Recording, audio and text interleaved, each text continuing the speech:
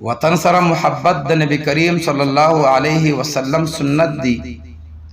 حضور کریم صلی الله علیه وسلم با چې کله په سفر او واپس به خپل وطن ته راتلو نو چې کله به دیتا د مدني حدود ښکاره شو، د مدني هغه آبادیانې به ورته ښکاره شوې، نو رسول الله صلی الله علیه وسلم به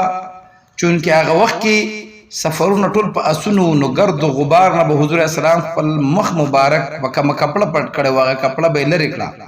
خپل ګریوان مبارک به یې کولاو کو او د خوشحالۍ اظهار به یې وکړو. دغه رنګې د وطن سره مینه کول دا د حضور کریم صلی الله علیه وسلم سنت دی.